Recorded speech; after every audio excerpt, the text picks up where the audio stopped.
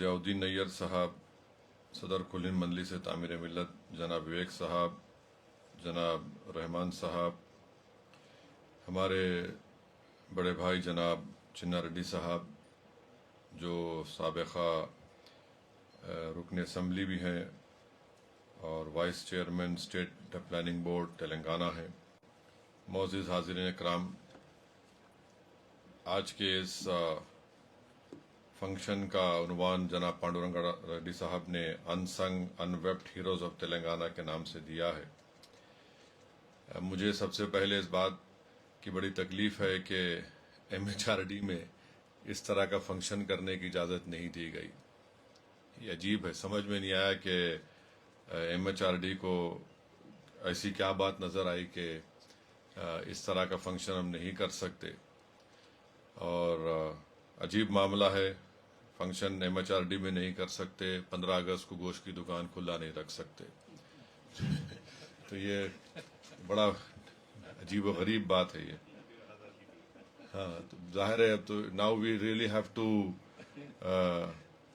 Weep on what is happening, but anyway وے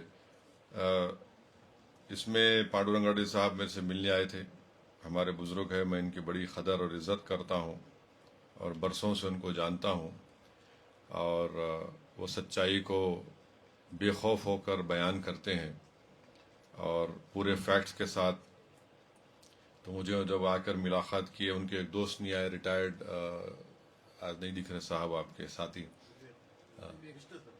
کرشنا صاحب، تو میں بولا بالکل آؤں گا اس میں، اور بحیثیت اس سرزمین حیدرآباد کے ایک سپوت کے ہم تمام کی ذمہ داری ہے کہ ہم اپنے ان تمام ہیروز کو یاد رکھیں جنہوں نے اس ملک کی آزادی میں ایک بہت بڑا اہم رول ادا کیا۔ اور چنا ریڈی صاحب نے جو بات کہی ہے، میں بلکہ آپ اور ہم مل کے جا کے سی ایم سے ملیں گے۔ 5 کروڑ کوئی بڑی بات نہیں ہے حکومت کے لیے، اور وہ پہلے 1 کروڑ دے دے، کام شروع کر دیں گے، اور انشاءاللہ 6-8 مہینے میں وہ کام مکمل ہو جائے گا۔ یہ بہت ضروری ہے کہ ہم اپنی ہسٹری کو بیان کریں، اور جس میں ابھی ذکر ہوا مولوی علاؤدین صاحب رحمۃ اللہ علیہ کا، عابد حسن سفرانی صاحب کا، محترمہ طیب جی صاحبہ کا، یوسف مہر علی صاحب کا۔ تو میرے عزیز دوستوں اور بزرگوں، میرا ماننا یہ ہے کہ جنگ پلاسی 1757 میں شروع ہوئی، پہلی جنگ آزادی 1857 میں، پھر نان کوآپریشن موومنٹ 1920 میں، پھر 42 میں کوئٹ انڈیا موومنٹ شروع ہوا، اور پھر 47 میں تو فائنل۔ اور ہر جگہ پہ آپ دیکھیں گے کہ اس میں مسلمان، ہندو، عیسائی سب لوگ آگے تھے اس ملک کو آزاد کرانے کے لیے۔ اور خاص طور سے میں آپ کو یہ بتانا چاہوں گا کہ آپ ان لوگوں کو پائیں گے جو کالا پانی میں تھے 10 سال، مگر 6 مرتبہ انگریزوں کو لو لیٹر لکھے کہ میرے کو معاف کر دو، اور جو صاحب لکھے ان کی فوٹو پرائم منسٹر کے آفس میں ہے۔ تو ہم وزیر اعظم سے ریکویسٹ کریں گے کہ آپ ضرور رکھیے ان کی فوٹو، مگر ہم ان سے بھی یہ گزارش کریں گے کہ مولوی علاؤدین جو 30 سال کالا پانی کی جیل میں تھے، 30 ایئرس، معمولی بات نہیں ہے، 30 سال تھے، آپ ان کی بھی فوٹو لگا کے رکھیے۔ تو یہ انصاف کا تقاضا بھی ہے، اور اس سے بہترین میسج جائے گا اگر پرائم منسٹر اپنے آفس میں مولوی علاؤدین کی فوٹو کو رکھیں گے۔ میں آپ کو اس مولوی علاؤدین کے ٹاپک پہ آنے سے پہلے میں آپ کو بتانا چاہوں گا کہ گورنمنٹ آف انڈیا کی خود ایک ڈکشنری آف مارٹیئرز ہے، جس میں انہوں نے لکھا کہ نظام کی حکومت میں کون لوگ تھے جو انگریزوں کے خلاف اپنی جانوں کو دیے۔ اس میں ایک حیات صاحب، یہ کوپل ڈسٹرکٹ اس وقت نظام کی ریاست میں آتا تھا۔ یہ تو 1857 کی جنگ آزادی میں ان کو انگریزوں نے پکڑا، کورٹ مارشل ہوا، اور توپ کے سام میں ان کو رکھ کر اڑا دیا گیا تھا۔ کوپل اس وقت ریاست حیدرآباد کا حصہ تھا۔ جہانگیر خان روہیلا پٹھان ہیں اور پیگا کے خاندان سے تعلق رکھنے والے ہیں۔ سن 57 کی جنگ آزادی میں حصہ لیا۔ برٹش ریزیڈنٹ کرنل ڈیوڈسن کو 15 مارچ 1859 کو مارنے کی کوشش کی۔ دیوان سالار جنگ کے جو سپاہی تھے ان کو آن دا اسپاٹ ان کو گولی مار کر ان کو ختم کر دیے۔ میاں صاحب خرد جو نارائن کھیڑ میدک ڈسٹرکٹ کے ہیں، وہ روہیلا کے ذمہ دار تھے۔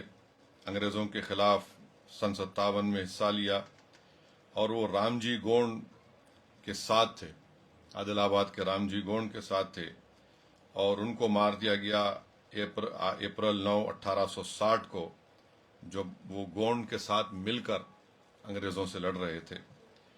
ایک پنچتن تھے حیدرآباد کے، انگریزوں کی برٹش آرمی میں وہ تھے، بعد میں وہ انڈین نیشنل آرمی ملایا میں اس کو جوائن کیے، پھر برما کو نیتاجی سبھاش چندر بوس کے ساتھ گئے، اور 1944 میں میانمار میں انہوں نے انگریزوں کے خلاف لڑ کر اپنی جان دے دی۔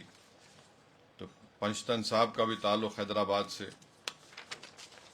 پھر آپ آ جائیے شیخ علی عرب، یہ بسمت تعلق جو پربھنی میں آتا، وہاں پر انہوں نے انگریزوں کے خلاف جنگ میں حصہ لیا۔ اکتوبر 1859 میں ان کو گرفتار کیا گیا اور ان کی پھانسی کی سزا دی گئی تھی۔ یہ ان لوگوں کا نام کوئی لیتا نہیں ہے، اور بار بار ہم کو یہ بتایا جاتا ہے کہ بس ایک مخصوص لوگ تھے جنہوں نے اس ملک کو آزاد کیا۔ تو ہسٹری کو سلیکٹیو طریقے سے نہیں پڑھایا جا سکتا ہے، اور یہ میں جو کچھ کوٹ کر رہا ہوں یہ تو dictionary of martyrs government of India کی کتاب سے ہے۔ پھر آپ مولانا علاؤالدین رحمۃ اللہ علیہ پہ آ جائیے۔ چنا ریڈی صاحب نے بڑا ڈیٹیل میں کہا، چیدہ خاں جو اورنگ آباد سے یہاں لایا گیا تھا ان کو، اور ان کو چھڑانے کے لیے جب افضل الدولہ ففتھ نظام تھے، اس وقت مولوی علاؤالدین نے، مکہ مسجد کے امام تھے، ایک زبردست خطبہ دیا انہوں نے، اور ہزاروں کی تعداد میں لوگوں کو لے کر برٹش ریزیڈنسی گئے چیدہ خان کو چھڑانے کے لیے، اور ان کے ساتھ ترے باز خاں بھی تھے۔ اب میں یہ پہلے بولنا چاہوں گا کہ یہ کہاں سے میں انفارمیشن لایا ہوں، یہ اسٹیٹ آرکائیوز میں اویلیبل ہے۔ جو کچھ میں کہہ رہا ہوں یہ اسٹیٹ آرکائیوز میں اویلیبل ہے، اور اس میں یہ بتایا گیا کہ اسٹیٹ آرکائیوز سے بتا رہا ہوں کہ ایک تو ایک کتاب ہے فریڈم اسٹرگل ان حیدرآباد، والیوم 2 ہو از ہو ان فریڈم اسٹرگل آندھرا پردیش، پھر ایک volume 1 published by Hyderabad state committee and the نظام برٹش ریلیشنز۔ اس میں نوٹڈ ہسٹورین سروجنی ریگانی نے یہ لکھا، مگر اس میں ان کی موت کی تاریخ ذرا الگ ہے۔ جو Andhra Pradesh state archives research institute میں ڈاکیومنٹ ہے، وہ آپ اگر پڑھیں گے تو ہم کو ابھی بھی وہ پڑھنے سے رونگٹے کھڑے ہو جاتے، جس میں اس رپورٹ میں لکھا کہ مولوی علاؤالدین کو جب گرفتار کیا گیا تو اس وقت قانون یہ تھا کہ 20 سال اگر کوئی کالا پانی میں گزارتا تو اس کو چھوڑ دیتے تھے، 20 ایئرس، مگر مولوی علاؤالدین کو نہیں چھوڑا گیا۔ کیوں نہیں چھوڑا گیا؟ کیونکہ یہاں پر خط لکھ کر انگریز بھجاتے تھے، اور سالار جنگ 1 مدار المہام پرائم منسٹر کا عہدہ تھا، انہوں نے اس کو ریجیکٹ کیا، بولے کہ نہیں ہم اس کو قبول نہیں کریں گے۔ پھر ایک Mackenzie secretary of home department تھے، وہ مولوی علاؤالدین سے کالا پانی میں ان کی ملاقات ہوئی، تو وہاں پر ان کو بتایا گیا کہ شخص اتنے سالوں سے یہاں پر ہے، تو مسٹر میکنزی نے لیٹر لکھا، گورنر جنرل سے ریکمنڈیشن ریاست حیدرآباد کو آیا کہ ان کو پرمیشن دیا جائے۔ لائق علی خان سالار جنگ دوسرے تھے پرائم منسٹر، وہ بولے کہ میں اس کو قبول نہیں کرتا۔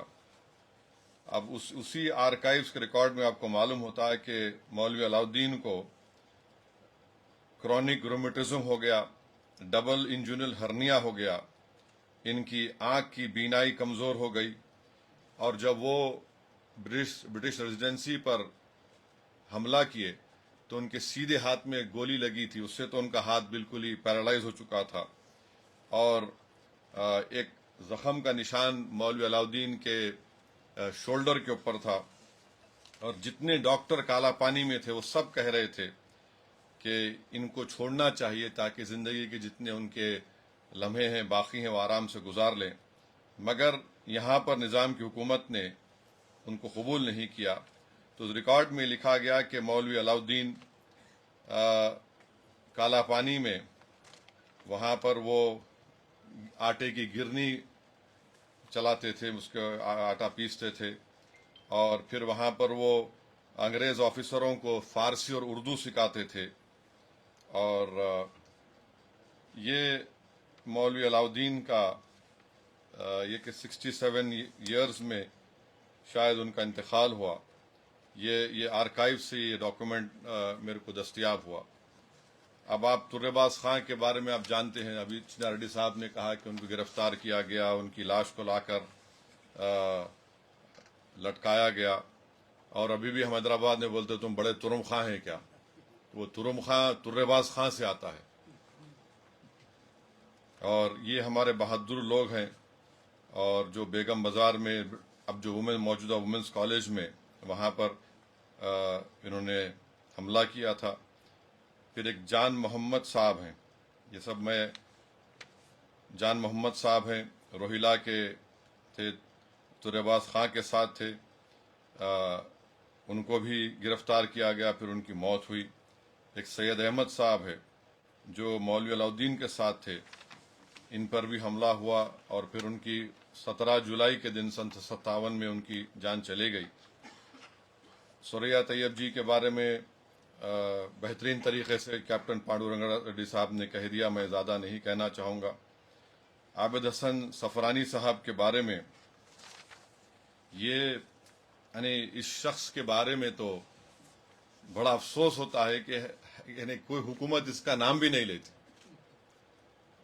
ایک لفظ نہیں دیتے۔ بھائی اگر پہلا انڈین جو تھا جو سب مرین میں گیا، نیتاجی سبھاش چندر بوس کے ساتھ عابد حسن صفرانی تھے، اور میں ایک کتاب لایا ہوں، یہ کتاب ہے عابد حسن صفرانی نیتاجیز کامریڈ ان آرمز، اس کو کمپائل کیا عصمت مہدی اور شہباز صفرانی نے، یہ ان کے رشتہ دار ہیں۔ اس کتاب میں اگر آپ پڑھیں گے تو اس کتاب میں عابد حسن صفرانی صاحب کا ایک انٹرویو چھپا تھا ایک اخبار میں، مین سٹریم جرنل، 26 جولائی 1997 میں، جس میں عابد حسن صاحب یہ بولتے ہیں کہ یہ سب مرین میں جو ہم گئے 3 مہینے سب مرین میں تھے، جرمنی سے لے کے پریزنٹ ملیشیا تک، ورلڈ وار چل رہی، معمولی بات نہیں ہے 3 مہینے آپ سب مرین میں رہنا۔ اور اس میں کیسا سب مرین میں کیا حالات تھے؟ مدن گوپال صاحب سوال کیے کہ you went to South Asia in the U boat, please tell me more about it. تو عابد حسن صاحب جواب دے رہے کہ we had romantic notions about the journey in a submarine. When we boarded we found that the U-boat had space enough for only one bed. For only one bed. It was a small room where the entire crew, the doctors and us all sat together. We sat up all 24 hours. We sat there motionless. There was no elbow room at all. We felt cramped. The moment we got up, we found ourselves in the way of somebody or other. It was like a solitary confinement. Even in jail, the living condition would be better. Such then was our life, and I felt concerned about Netaji's health. He had been losing weight. I asked the doctor, and he made Netaji take some exercise. As soon as we entered the submarine, we smelled diesel. It looked as if the blanket supplied to us had been soaked in diesel.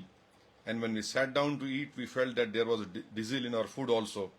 In fact, we were so impregnated with the smell of diesel, which we would like not to eat. اب بتائیے کہ 3 مہینے continuously آپ سمندر پہ ہیں، اور اس میں یہ بھی لکھ رہے کہ نیتاجی کی طبیعت اتنی خراب ہو گئی کہ وہاں پر عابد حسن صاحب نیتاجی کے لیے سب مرین میں ان کو چاول اور دال ملی تو کھچڑی بنا کے کھلاتے تھے نیتاجی کو، نیتا جی کو کھچڑی بنا کے کھلاتے تھے. پھر آپ یہ ان لوگوں کی جو قربانی ہے، اور یہ عابد حسن صاحب پہلے کانگریس میں تھے، پھر اس کے بعد سابرمتی آشرم میں کام کیے، ان کی ماں بھیجائی ان کو وہاں پر، جیل کو گئے، پھر وہ کانگریس سے ناراض ہو کر جرمنی پڑھنے چلے گئے.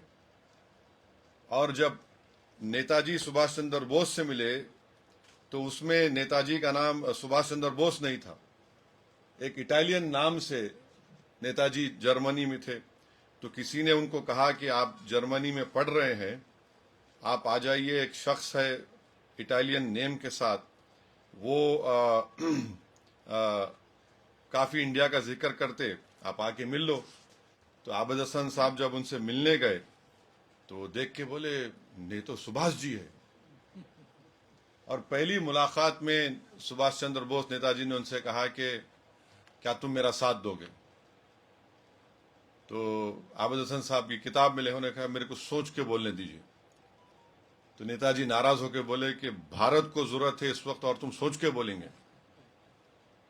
آپ سوچئے کہ یہ کوئی اتنا بڑا ڈیسیشن نہیں لیتا. میں بھی پڑھنے گیا تھا، 4 سال 5 سال انگلینڈ میں تھا. اگر میں سوچ رہا تھا کہ کوئی بولے تو میں تو بولتا بھائی ذرا ٹائم لگے گا، مگر عابد حسن صاحب امیڈیٹلی بولے میں آپ کے ساتھ ہوں. اور پھر عابد حسن صاحب نیتا جی کی سپیچز کا ٹرانسلیشن کرتے تھے. تو ایک انٹرسٹنگ، سنگاپور میں تقریر کر رہے تھے نیتا جی، تو نیتا جی نے ان کے سپیچ کو ہندوستانی زبان میں ٹرانسلیٹ کرتے تھے. ایک بار نیتا جی ان پہ ناراض ہو گئے کہ تم پراپر ٹرانسلیٹ نہیں کیا اس ورڈ کا. تو عابد حسن صاحب بولے کہ میں ہندوستانی لینگویج میں کیسا ٹرانسلیٹ کروں گا اس ورڈ کو جو انگریزی میں اس کو نیتا جی نے کہا کہ ڈائلیکٹل مٹیریلزم،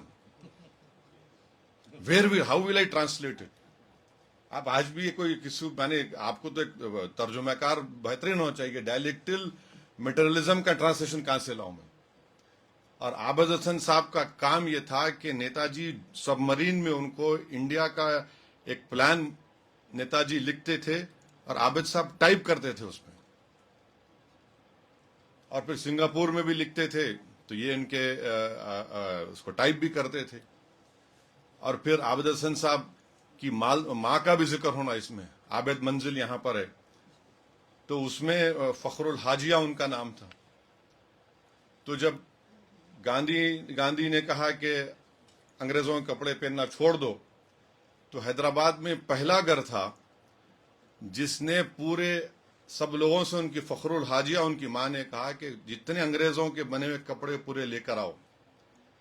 اور کپڑے لا کر، وہ انگریزی میں بولتے ہیں نا بون فائر، وہ کپڑے جمع کر کے ایک انگریز کی بنی ہوئی لکڑی، اس کے اوپر انگریز کی ٹوپی لگا کر جلایا گیا تھا اس کو. تو اس کی آگ برٹش ریزیڈنسی میں دکھائی دی تھی. فخر الحاجیہ نے کیا یہ. تو برٹش ریزیڈنسی کا وہ جو تھا انہیں کافی تنقید کیا کہ کیا کر رہے تم نے، کیسا کیا یہ. تو فخر الحاجیہ بولتے کہ 6 بھائی 4 بہن تھے لوگ، ان کا نام زین العابدین تھا. وہ عابد حسن پڑھتے پڑھتے پھر سفرانی کیوں پڑھا، ہم تمام نے سنا. تو اس شخص نے بہت قربانی دی. اور پھر یہ لوگ سنگاپور سے امپال جا رہے تھے. آپ سوچو، سوری رنگون سے. امپاسبل ہے یہ کام. صرف ایک جذبہ تھا. کیا جذبہ تھا؟ اس ملک سے محبت، اس سرزمین سے محبت، اس ملک کو آزاد کرانا انگریزوں کی غلامی سے. اور کوئی یہ نہیں بولتا کہ اس میں تمام ہندو مسلمان سب ساتھ تھے نیتا جی کے. سنگاپور میں نیتا جی کی سپیچ، یادگار سپیچ. پھر وہاں پہ ایک واقعہ ایسا ہوا کہ ایک شخص نیتا جی سبھاش چندر بوس سے ملنے آیا اور کہا کہ یہ آپ کو میں پیسے دے رہا ہوں، پیسے میرے کو دو. تو اس نے کہا کیا دوں؟ تمہارا بیٹا ہے، دے دو میرے کو. اس عورت نے کہا لے لو اس بیٹے کو. پھر نیتا جی سبھاش چندر کے پاس ایک ضعیف میاں بیوی آئے، آ کر کہا کہ میرے 10 بھینسیں ہیں، لے لو آپ. 2 بیٹے ہیں، ایک بیٹا ہے، لے لو آپ. یہ میرا بینک کا چیک بک ہے، اس میں $500 43 44 کے بعد، یہ بھی رکھ لو آپ. مذاق نہیں ہے، ہم کو ایسی آزادی نہیں ملی. اور آج جو لوگ حکومت کر رہے یہ سب سے بڑے دغاباز ہیں، کوئی تعلق نہیں ہے ان کا، سب سے بڑے جھوٹ بولنے والے ہیں.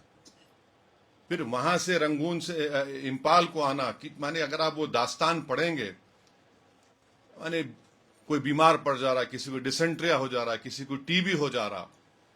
ہیروشیما ناگاساکی پہ امریکہ نے ایٹم بم ڈال دیا، جنگ ختم ہو گئی. ان کو بول رہے بھائی تم وڈرا، بولے نہیں نہیں جائیں گے، ہم جائیں گے. تو یہ ان لوگوں کی جو قربانی تھی اس کی وجہ سے آج. اچھا، پھر ایک انٹرسٹنگ اس میں واقعہ ہے کہ نیتا جی کا جو وہ آخری پلین کا سفر ہے، تو اس میں نیتا جی پلین میں بیٹھ گئے تھے اور انہوں نے نیتا جی کو پکار کر کہا کہ نیتا جی آپ ایک چیز بھول گئے. بولے کیا بھول گئے؟ تو بولے یہ آپ کا میرے خیال سے کچھ لائٹر تھا، بھاگ کے جا کے دیے، ان کا کیمرہ نہیں دے سکے. اچھا، نیتا جی جب پلین گرا، اس کتاب میں لکھا گیا اس میں سبھاش چندر بوس مسلمان بھی تھا. یعنی آج جو ہسٹری ہے بابر سے شروع کر کے بابر پہ ختم کر دے رہے ہم کو. نہیں، کیا لینا دینا ہم کو بابر سے، مغلوں سے؟ ہسٹری ہے، اس سے ہم کو کیا کرنا ہے؟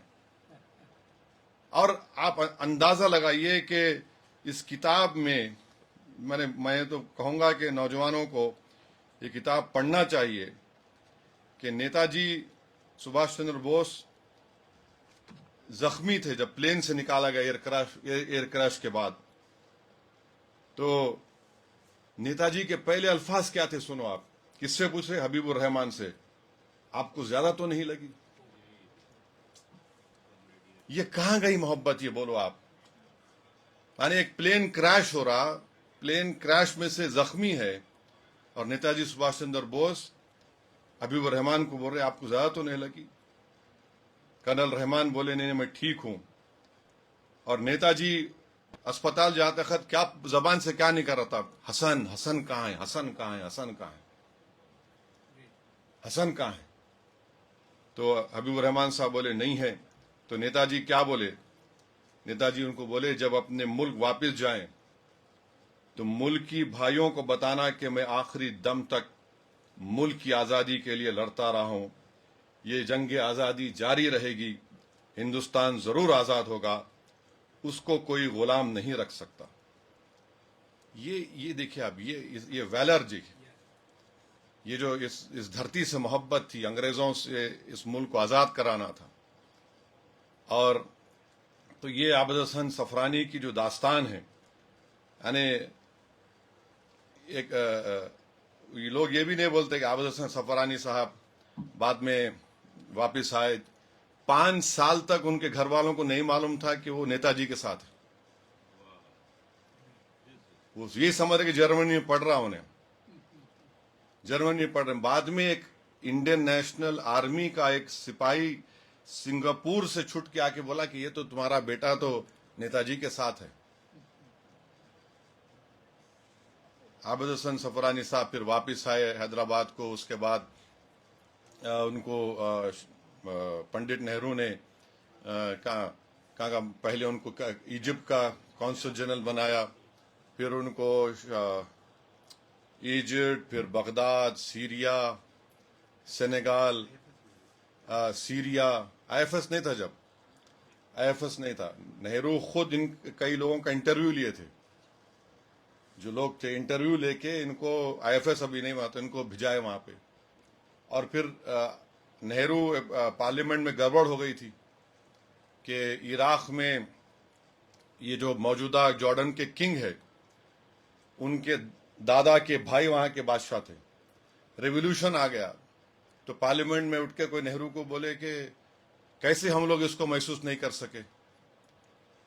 تو نہرو اس وقت کھڑے ہو کے بولے کہ نہیں، ہم کو معلوم تھا، عابد حسن رپورٹ لکھ کے بھیجائے تھے کہ ایسا ہونے والا ہے. یہ دیکھیے یہ بات ہے. ہم کو نہیں معلوم بنگلہ دیش میں کیا رہا، ہمارے کو نہیں معلوم. وہ میں نے فور سائٹ جو تھا ہمارے لوگوں کا وہاں پہ اسٹیشنڈ ہے، مگر لکھ کے بجائے نہرو کہ دیکھو یہ چینج آ سکتا ہے عراق میں. پھر واپس عابد حسن صاحب واپس آئے حیدرآباد کو، اور پھر حسین شاہ ولی درگاہ کے پاس وہ ایک فارم خرید لیے تھے، وہاں پر وہ بیچارے موتیا اگا کر موتیا کے پھول بیچتے تھے. لکھ رہے وہ بڑی تکلیف میں بھی گزارتا تھا، اور اب میں شادی بھی نہیں کیے. پھر ان کے بھائی کے بچیوں کو، بھائی کے بیٹوں کو کافی پڑھاتے تھے. پھر بعد میں ان کا 1984 میں شاید ان کا انتقال ہوا، دائر میر مومن میں ان کی تدفین ہوئی. کوئی پوچھنے والا نہیں، کوئی بولنے والا نہیں. اتنے بڑے بڑے جیالے لوگ ہمارے حیدرآباد سے نکل کر اس ملک کو آزاد کروائے، اور آج ہم کو آج لا کے کھڑا کر دیتے کہ ان کے کیا ہے، ان کی ونشب ہے، بابر کے ہے، فلاں ہے، یہ ہے. کہاں سے شروع ہوتے نہیں معلوم، کہاں ختم کرتے. بہرحال یہ باتیں ضروری تھا یہ کرنا، یہ باتیں بتانا ضروری تھا آپ لوگوں کو. اور میں امید کرتا ہوں کہ یہ سب چیزیں، اور ایک جگہ پر جے ہند کا تو سلوگن آج بھی ہم دیتے ہیں. جے ہند کا سلوگن آج بھی ہم دیتے ہیں. ہم امید کرتے ہیں کہ ہمارے وزیر اعظم 15 اگست کو آپریشن سندور کی تعریف کرنے کے بعد جے ہند بھی بولیں گے. کم سے کم نہیں بولنا چاہیے، بولنا معلوم ہونا چاہیے. اس میں کوئی یوسف مہر علی کون تھے؟ کوئٹ انڈیا کا نعرہ کس نے دیا؟ یوسف مہر علی نے دیا تھا گاندھی جی کو. گاندھی جی نے اس کو ایکسپٹ کیا، بولے ہاں یس یوسف مہر علی نے صحیح کہا. کل پرسوں پارلیمنٹ میں اسپیکر صاحب بول رہے تھے کہ اس دن کوئٹ انڈیا موومنٹ کو میں کھڑے ہو کے پکار کے بولا کہ آپ یوسف مہر علی کا نام بھی بولو اس میں. یوسف مہر علی کا نام آپ بتائیے، کون تھا یوسف مہر علی؟ تو اس میں بہرحال وہ ان کی بڑی قربانیاں ہیں. بس میں اتنا آپ کو یہ کہنا چاہوں گا کہ اگر مذہب کی بنیاد پر کوئی اس ملک کو کمزور کرنا چاہ رہا ہے اور کسی ایک مذہب کو برا دکھانا چاہ رہا ہے تو سب سے بڑی جھوٹ ہے. آج اسد الدین اویسی، رحمان صاحب، ضیاء الدین نیار صاحب، ماجد صاحب، اگر ہم یہاں پر ہے تو ہمارا یہاں پر رہنا اس بات کا ان لوگوں کے منہ پہ تماچا ہے جو مسلمانوں کو 2 نیشن تھیوری کو ایکسپٹ کرنے کی بات کرتے ہیں. ہم تو ریجیکٹ کیے اس کو، وی ریجیکٹڈ اٹ. ہمارا تعلق ہی نہیں تھا، ہمارا کوئی تعلق ہی نہیں تھا.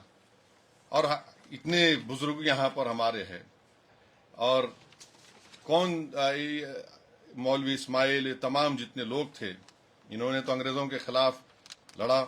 اور ہماری ذمہ داری ہے کہ ہم اپنے ان بزرگوں کو نہیں بھولیں، ان خواتین کی قربانیوں کو یاد رکھیں. اور یہ جو آزادی ہم کو آج ملی ہے یہ قربانیوں کی بنیاد پر ملی ہے، اور انہوں نے بڑی قربانیاں دی.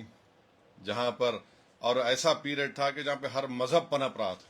انگریز حاکم تھے مگر ہر مذہب اس لیے پنپ رہا تھا کہ سب مل کر ہم نے اس ملک کو آزاد کروایا. مگر آج افسوس یہ ہو گیا کہ ہم ایسے وقت میں آ چکے ہیں کہ آپ سے اور ہم سے پوچھا جا رہا ہے تم پروف دکھاؤ تم انڈیا کے ہیں یا نہیں.